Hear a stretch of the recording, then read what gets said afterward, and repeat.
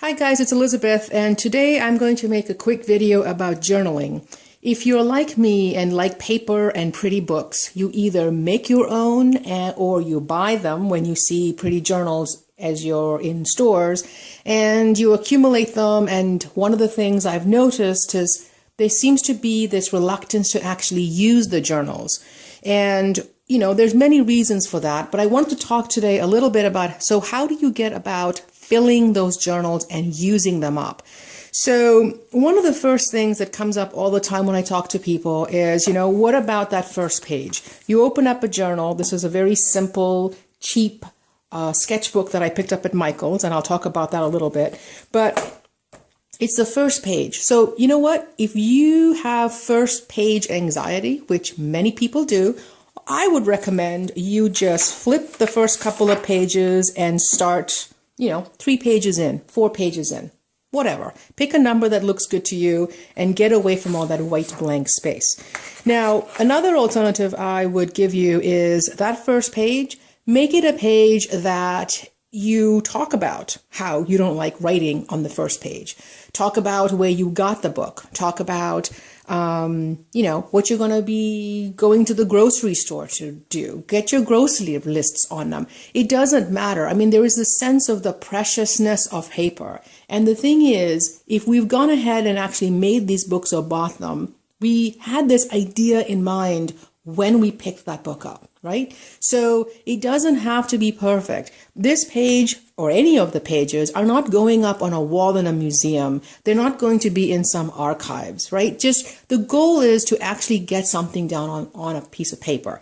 So in this particular case, I wrote a little bit about how it is I don't like new journals because the old one feels like a really dear friend, and these new ones are, they're like people I don't know. And you have to start from scratch, which is not always a pleasant thing for some of us. So that's really what I did with the first page. Now, this particular sketchbook I used as both a journal for writing and for sketching.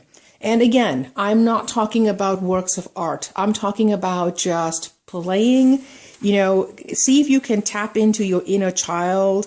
And, I make lists in them. I try out different kinds of sketches. I try out different kinds of pens. I write down things that I'm paying attention to at the moment. I make lists of books I'm reading. I put quotes in there, right? Leonard Nimoy dies. This does not have to be a sketch that anybody would recognize as Leonard Nimoy, but it's something that I recognize, so that's really all that matters.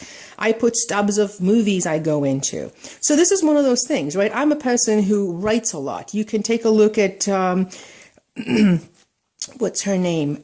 Julia Cameron has got The Artist's Way, where she recommends writing 3 pages every single day. Well, I'm a person who has no problems writing, but if you have, issues writing, and that's not one of the things that you're necessarily good at, what do I write? What am I going to be writing about? I have a suggestion for you, okay? So you don't have to write all of this kind of stuff. Let me show you another way you could write and make it a daily practice. I can't stress that enough. There's something about getting into the habit of doing something. And so if you're a person who looks at me and says, hey, listen, there's no way I'm sitting down and writing 3 pages every single day. 1, where do I have the time? And 2, what the heck am I going to write about? Let me give you another suggestion. So you don't have to do it this way. There is an author called Linda Berry. And this is a book called Syllabus. It is actually about a class that she has, that she teaches, and she basically took the curriculum of that class and made it into a book, okay? So it's got some fun ideas in terms of sketching, and it's got some interesting writing exercises, and I would highly recommend checking out this book. Get it from your local library so you can just dip into it and see if it's for you. But here's the part I want to share with you. If you're a person who has struggled writing and making a daily practice out of it and feel blocked because you're not sure what to write about, she has got this fantastic format called the Basic Quick Diary format, okay? So this is really all you do. You open up your page to a day. You open up your journal to a page. you date it, and then what you do is, if this is your journal page, you're basically creating a box, right? So create a big box on the page, divide that box so that you've got 4 sections, right? And now all you're doing is this. In this box, so this entire journal page is going to take you about 5 minutes. Think about that, 5 minutes. Most of us can come up with 5 minutes somewhere in our day that we are going to basically be able to record something about that day. So what you're doing is, in the top left-hand side, you're writing about what you did. Not essay form, you're not writing a Jane Austen novel, bulletize. So 7 itemized things that say, here's what I did today. And you know what? You might think, well, I did nothing interesting and exciting. It doesn't matter. It's your life. And there's something about creating a record that shows you how you chose to spend your day that day. So 2.5 minutes. That's all you're spending on this section. Okay. 2.5 minutes, 7 to 10 bullet points of what you did that day. On this side, in this box, you're spending 2.5 minutes making a list of what you saw, what you actually saw, things you used your eyes to look at, okay? And here's the interesting thing. You're going to find that if you do this practice on a regular basis, you will notice more. Your brain knows that at the end of the day, or whatever time you decide to create this one-page journal entry, then you're going to be asking it, hey, listen, so what did I do? What did I see? And you're going to find that you actually see and remember a lot more. Your brain's going to be storing it away, knowing you're going to come back and ask it for some questions. So what happens with these 2 lower boxes? They're definitely smaller than the other 2. In this one, in 30 seconds, you're going to write something you heard someone say. Okay? Something that anyone said that you overheard. So, quotes, it can be from your kids, it can be from your parents, it can be in your coffee shop, someone sat next to you. I still remember this. I was sitting in a coffee shop and there was this guy who looked at the other guy and said, it has always been my dream on my bucket list to take a trip to Barcelona before I died. Now, is that any epiphany? Anything important? Anything that rocked my world? No. But listen to how random a thing that was that is now embedded in my memory system. That piece of conversation, that snippet of overheard conversation, takes me back to a place and time that I would have totally forgotten about if I had not just made an effort to record it. So something you overheard, it can be one, it can be many, however you decide to do that. 30 seconds there. 30 seconds in this box, you're drawing a picture of something you saw, something you actually saw. So it could be something from this list or something else. Again, we are not expecting, Monet, Picasso kind of work. It can be a stick figure if that's what you're comfortable with right now. The goal is that in 5 minutes, you are recording something about your day. Okay? You're making the box. You're making 4 compartments in this one, 2.5 minutes of something you did, 7 to 10 things. In that box, you spend 2.5 minutes making a list of 7 to 10 things that you saw. In this box, you're spending 30 seconds to write down something you heard someone say. And in that box, 30 seconds to draw a picture of something you saw. That's simple, all right? So one of the things that I've been doing, there are days that are long and exhausting and tiring, and not all of us feel like writing, even though I tend to do a lot of writing. That happens to me too, okay?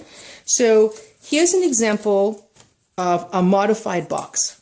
What I did on this particular day is things I did, things I saw, here's some things I overheard. Instead of the box, see, you don't have to draw a box. I recommend when you start, draw the box. I'll show you where I started, because it gives you a format and it makes it simple. But you eventually end up breaking out of that format. So in this particular case, I don't necessarily do a box anymore. I have those things. Here's my box of things I did, box of things I saw. Here's where that box is of things I overheard. And instead of actually having just one sketch, I was in a mood to do some sketching. right? So here are some of the things that just occurred to me that particular day. I think this was a book I was reading. This comes from the Syllabus book that I was looking at the time. And there it is, right? So this took me a little longer than 5 minutes, but like anything else, you don't know if you are going to be inspired or not until you sit down and start. So there's one example. To use her example of a box, okay, here's very simple. Here's my box, right? This is February 25th. Here are 7 things I did that day, 7 things I saw, something that I heard. Actually, this is the trip that the guy said on my Barcelona trip, right? That Barcelona quote I just said to you, this guy talks about. Here's a sketch of ice coming off the buildings. We were having ice dams and there were a whole bunch of concern in the area whether the roofs were going to collapse or not.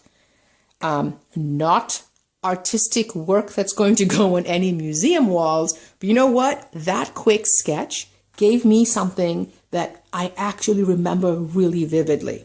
Now, it just so happens that I was reading a book that had some Robert Crumb work, and I kind of liked how he did his artwork. So I was just playing around, trying to see if I could sketch like he did. Okay? So again, you start writing, and the next thing you know, if you have more energy or you are more inspired that particular day, you know, there's more stuff. Like this one, you know, here's another one where I use some washi tape to create my boxes.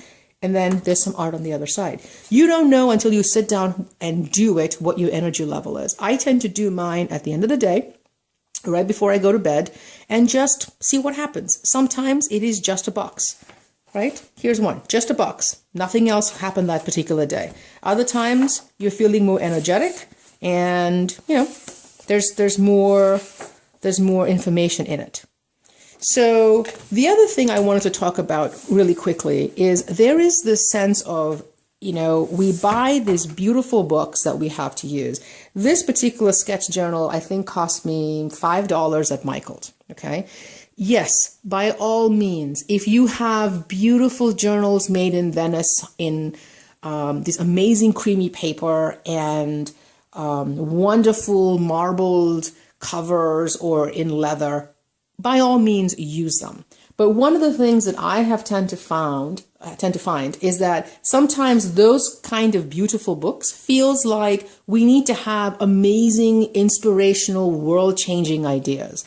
And it actually can be more of a inhibitor to creativity than actually something that encourages to just write some junk down. So one of the things that I do all the time is I pick up these composition books. You can pick them up for less than $1, okay? The paper's not great. I happen to like grid paper or blank paper, right? Whatever, you do your preference. But the thing about these is they cost less than $1. They're not precious. And the thing about having something that's not precious, I want you to think about something. Is there something in your life that you are saving for a special occasion? A dress, a shirt, silverware, the journal that you will use on this amazing trip of your life that you're going to take? Well, guess what? Sometimes holding on to those things helps, it actually inhibits us as opposed to helps us use them and actually bring that joy into our lives. So one of the things about a composition book or a spiral bound book that you can pick up that school kids use, I am telling you, do not worry about the paper and the pen. We're not worried about archival inks. We're not worried about creating something that's going to go into the Library of Congress. This is just for us as a way to get something out of our head onto a piece of paper and just record something very simple. So one of the things that I'm trying this month is to go more into bullet journaling, and you can take a look online and take a look and see what that is all about. There's some nice things about it. But again, you know, I'm not a big fan of buying the most expensive book out there. People do. You can spend $30 plus on a journal. By all means, if that's what you want to do, go ahead and do it. But the question I would ask you is, do you use it? If you're not using it, ask yourself, what is holding you back from using it? Is it because you spend $30 and it's so precious that you are inhibited? Or are you a person who can spend $50 on a journal and you use it? There are so many people I know and I see who collect these journals, beautiful, never use them, right? And that to me makes me sad. So I'm hoping that this very simple 5-minute daily journal format is going to help some of you in terms of just getting down your day. So here's an example of this journal that I just started this, I think 2 days ago. And, so here it is. I tend to write anyway. Okay. So I keep notes of different things that are going on. But the interesting part is this. Here's my grid, right? So this particular day, I felt like doing a grid. So 7 things or 8 things I did, 6 things I saw. It doesn't have to be 7. If you want to make it more or less, it's your journal. There's no test and prize at the end of this. Something that I heard, something that I drew. Yep, that doesn't exactly look like a deer, but you know what?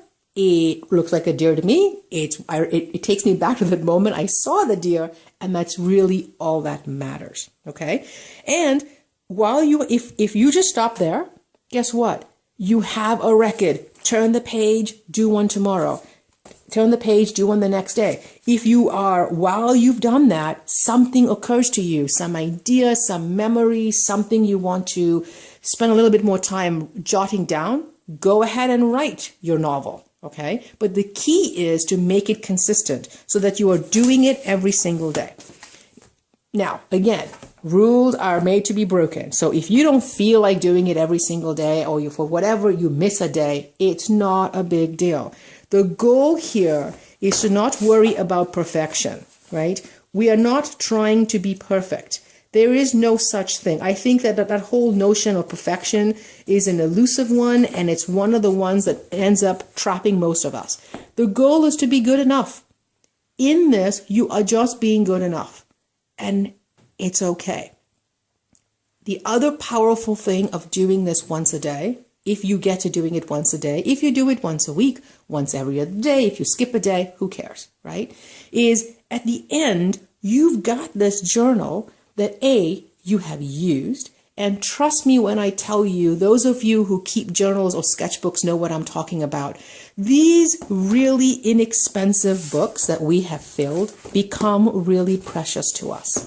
Okay? So yes, that is no longer an 88-cent book when it's filled. It's full of things that I was thinking about, talking about, processing, working out in my own head, recording. And you have a record of what was going on with you on any given day. Give it a try, especially if you don't journal. Give it a try. Do not worry about how beautiful the book is or that you've got the most amazing fountain pen. I'm telling you, these obsessions that we get into where we've got to collect all these journals and all these beautiful fountain pens and all these beautiful inks, and we never use them, that is the saddest part of all for me, right? So give it a try, take a look and see what you learn about yourself in the process. And if you are currently journaling and want to try the 5-minute daily diary, give it a rip and let me know. I would love to hear your comments and feedback. If you've got other tips in terms of how you get yourself to put some things down during the day, would love to hear it. Thanks so much for watching. Let me know if you have any questions or comments, and I will talk to you soon. Bye.